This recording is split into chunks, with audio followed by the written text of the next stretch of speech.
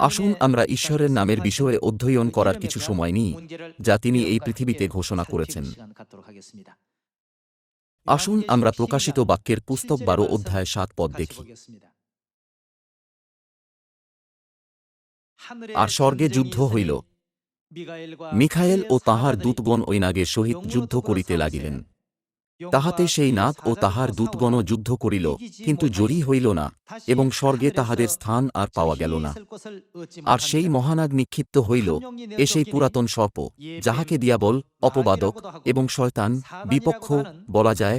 সে সমস্ত নরলোকের ভ্রান্তি জন্মায়, সে পৃথিবীতে নিক্ষিপ্ত হইল, এবং তাহার দূতগণও তাহার সঙ্গে নিক্ষিপ্ত হইল।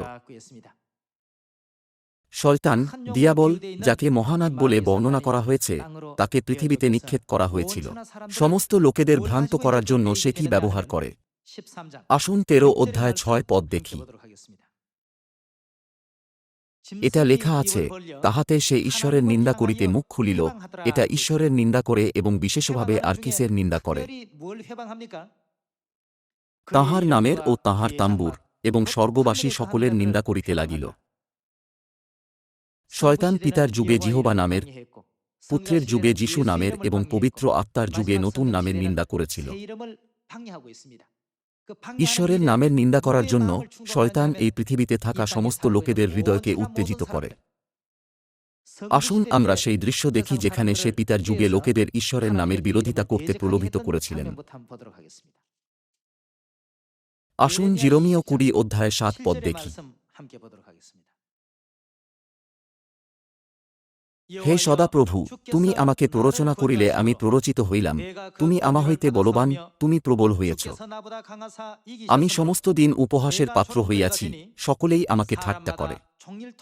যতবার আমি কথা কহি, ততবার চেঁচাইয়া উঠি, দৌরাত্ম্য ও লুটপাট বলিয়া চেঁচাই। সদাপ্রভুর বাক্য প্রযুক্ত সমস্ত দিন আমাকে টিটকারি দেওয়া ও বিদ্রুপ করা হয়।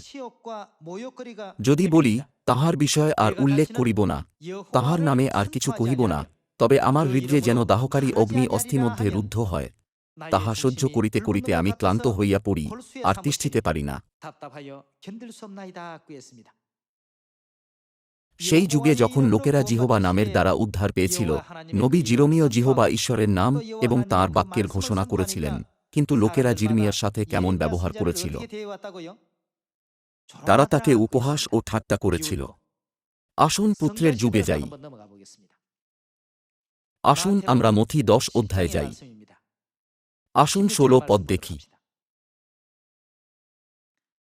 দেখো, কেন্দুয়াদের মধ্যে যেমন মেষ, তেমনি আমি তোমাদিগকে প্রেরণ করিতেছি। অতএব তোমরা সর্পের ন্যায় সতর্ক ও কপটের ন্যায় অমায়িক হও।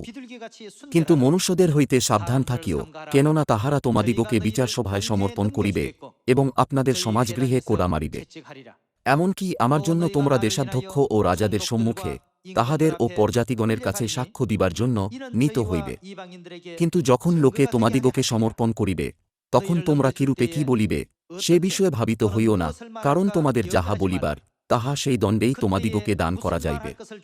কেননা তোমরা কথা বলিবে, এমন নয়, কিন্তু তোমাদের পিতার যে আত্মা তোমাদের অন্তরে কথা কহেন, তিনিই বলিবেন। তখন ভ্রাতা ভ্রাতাকে ও পিতা সন্তানকে মৃত্যুতে সমর্পণ করিবে, এবং সন্তানেরা আপন আপন মাতাপিতার বিপক্ষে উঠিয়া তাহাদিগকে বধ করাইবে। আর আমার নাম প্রযুক্ত তোমরা সকলের ঘৃণিত হইবে। এখানে আমার নাম কাকে সম্বোধিত করে? লেখা আছে যে যিশুর নামের কারণে শিষ্যরা সকলের দ্বারা ঘৃণিত হবেন। আসুন 2 করিন্থীয়র পুস্তক 4 অধ্যায়ে আরও একটা পদ দেখি।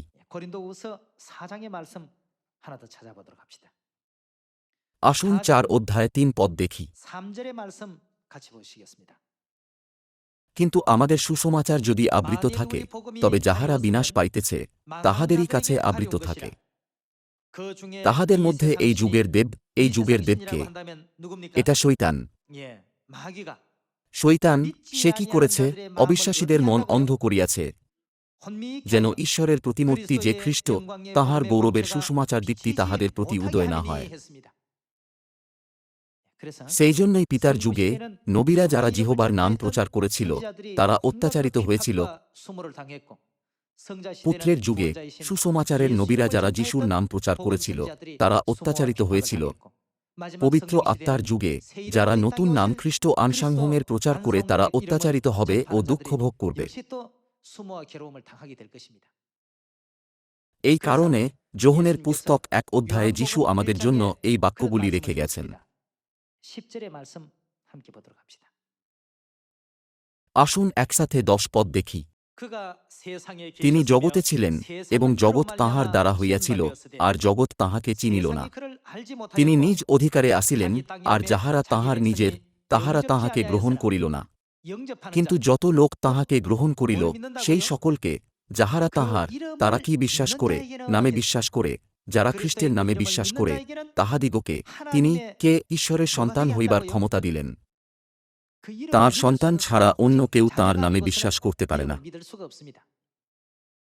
বাইবেল বলে, সেই সকলকে, যাহারা তাঁহার নামে বিশ্বাস করে তাহাদিগকে তিনি ঈশ্বরের সন্তান হইবার ক্ষমতা দিলেন। তাহারা রক্ত হইতে নয়, মাংসের ইচ্ছা হইতে নয়, মানুষের ইচ্ছা হইতেও নয়, কিন্তু ঈশ্বর হইতে জাত। যারা তাঁর নামে বিশ্বাস করে তারা হল তাঁর সন্তান, এবং অন্য সমস্ত লোকেরা যারা তাঁর সন্তান নয়, তারা তাঁর নামে বাধা দেয় ও নিন্দা করে। অতএব আমরা স্পষ্টভাবে বুঝতে পারি যে ঈশ্বরের প্রতি আমাদের বিশ্বাস রাখার সময় তাঁর নামকে বিশ্বাস করা এবং সঠিকভাবে এটা গ্রহণ করা কতটা মূল্যবান। ঈশ্বর আমাদের এই মূল্যবান সত্যে নেতৃত্ব করেছেন এবং আমাদের হৃদয় দিয়ে এই সত্য দেখতে, শুনতে ও বুঝতে দিয়েছেন। আসুন আমরা ঈশ্বরের অসীম অনুগ্রহের জন্য আনন্দ করি এবং কখনো ঈশ্বরকে ধন্যবাদ দিতে না ভুলি। এই আশা করে যে আমরা প্রেরিত পিতর ও যোহনের মতো সাহসের সাথে ঈশ্বরের নাম ঘোষণা করতে সক্ষম হব, আমি এই উপদেশ সমাপ্ত করি। আপনাদের অনেক ধন্যবাদ।